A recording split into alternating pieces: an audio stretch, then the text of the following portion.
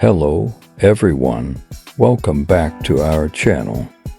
Today we are diving into the exciting world of FastAPI, a modern web framework for building APIs with Python. In this video we'll go through the process of building a FastAPI web server step by step. So buckle up and let's get started. This imports FastAPI class from the FastAPI framework.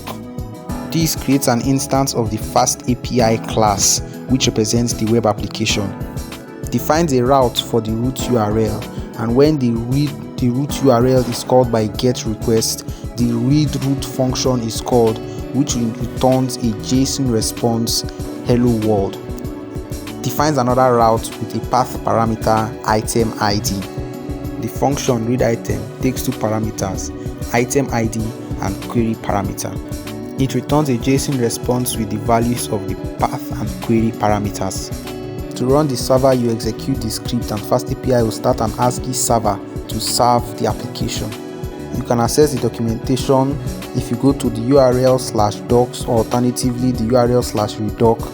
This endpoint provides a user-friendly interface to test and explore your API. This is it for today's video on building a simple FastAPI web server. Don't forget to like and subscribe for more content like this. Thanks for watching and happy coding.